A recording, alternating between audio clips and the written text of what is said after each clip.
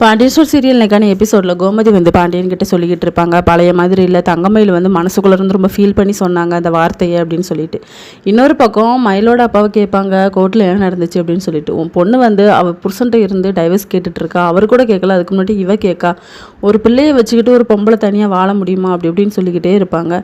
இல்லைம்மா, நான் என் லைஃப்பை நான் பார்த்துக்கிறேன், நம்ம அவர்கிட்ட நிறைய பொய் சொல்லியிருக்கோம், அதுக்கப்புறமா நம்ம அவங்கள சும்மா விடலை, ஃபேமிலியோடத்துக்கு ஜெயிலில் வச்சோம், அதனால யாராக இருந்தாலும் என் கூட வாழ மாட்டாங்கம்மா, அதனால எனக்கு அவர் கூட வாழ விருப்பம் இல்லை, தயவு செய்து என்ன விட்டுருங்க, என் குழந்தைய நான் பார்த்துப்பேன், நான் வேலைக்கு போகிறேன்ல அப்படிங்கிற மாதிரி சொல்லிடுறாங்க. என்னடா இவ இப்படி பேசுகிறான்னு சொல்லிட்டு இருக்குது தங்கமயிலோட அம்மாவுக்கு.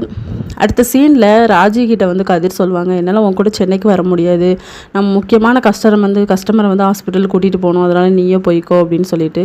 அவங்களுக்கு வந்து ஒரு மாதிரி ஆயிரும், என்னை விட உனக்கு அவங்க தான் முக்கியமாக போச்சு என்ன அப்படின்னு சொல்லிட்டு.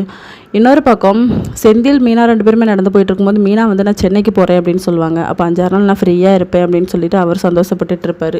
நீ இல்லாமல் நானும் தான் நல்லா இருப்பேன், நானும் சென்னையில் நிறைய இடம் சுற்றி பார்ப்பேன்னு சொல்லிட்டு மீனாவும் வெறுப்பேற்றிட்டு இருக்காங்க. அடுத்த சீனில் பாண்டியன் சொல்லுவாங்க, நீ பகலாக இருந்து படிச்சிருக்கமா, நீ தான் ஃபஸ்ட் எடுப்பேன் அப்படின்னு சொல்லிட்டு. சரி எப்போ கிளம்புறீங்க அப்படின்னு சொல்லி கேட்டால், நான் காரில் போகிறேன், நான் வந்து பஸ்ஸில் தான் போகிறேன், அவருக்கு முக்கியமான வேலை இருக்கும் அப்படின்னு சொல்லிட்டு. அவர்கிட்ட கேட்டால் உடனே கதிர் சொல்வார், அதான் அவள் கிளம்புறேன்னு சொல்கிறல்ல, எனக்கு வேலை இருக்குது, அவளே போட்டோம் அப்படின்னு சொல்லி. இதோட இன்னைக்கான எபிசோட் முடியுது.